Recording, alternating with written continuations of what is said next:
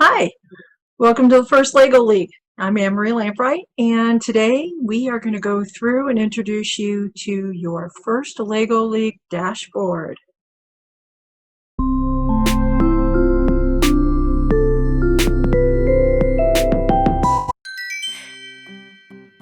Okay, the goal of this video is going to be to bring you into your first dashboard to help you register, to either join a team, or to find out where you accept your assignments and then where you get your mentor background checks. So the way that I'm going to approach this is, let's assume that you've been invited to be a coach. If you go and log into your email, you might see something like this, something that says, you're invited to be a contact.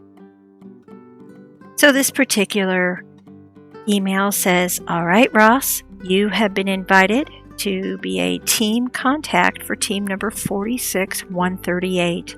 Every team has a number, and this team is called Scooby Snaps, and that's their number.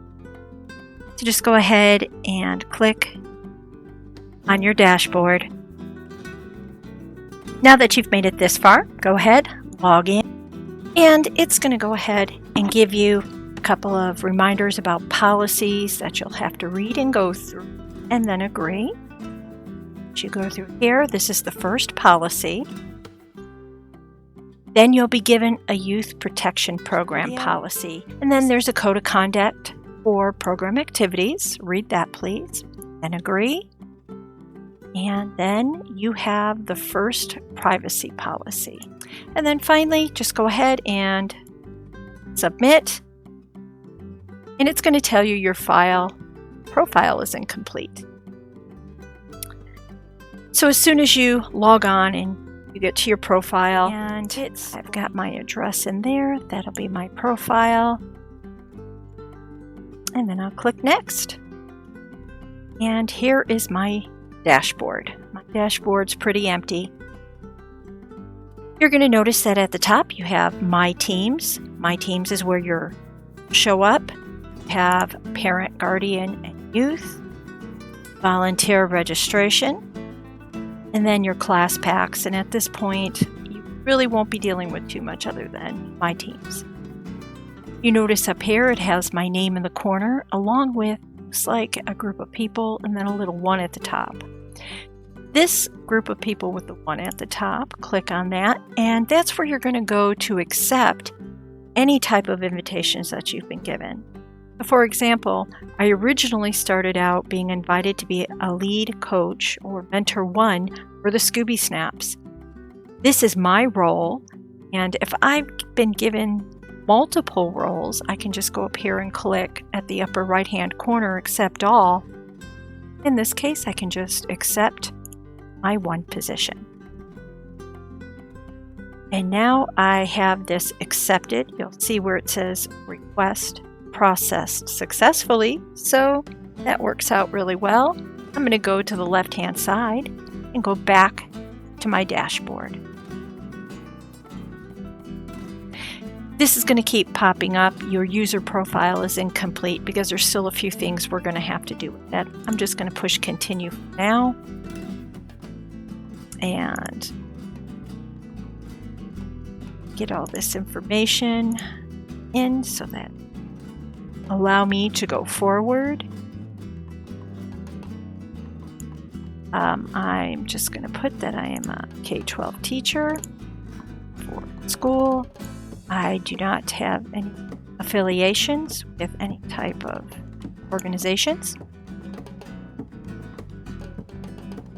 And now that I've gone through and I've answered all those questions, you're going to notice in the upper right hand corner, group of people is now dark instead of being light. And then in this particular case, my Scooby Snaps appear, which I'm pretty excited about. A couple of things I want you to notice that on outstanding team tasks, there's the number 4 because there's 4 things I need to do. However, if I go up here to the right hand corner at the very top, you'll see a number 2. And that number 2 is going to tell me I have not done a couple of things. I think the first thing I'm going to do is just click on my Scooby Snaps, and this information will also populate here where I can get a little more details. This section here is for my team options. If I start out with my tasks, guess what? I have things to do. First of all, I haven't paid for my teams. My youth protection screening is not updated. I need to have a consent and release form, and my lead mentor information is not complete. So I'm going to go through and just start out one by one. The youth screening protection.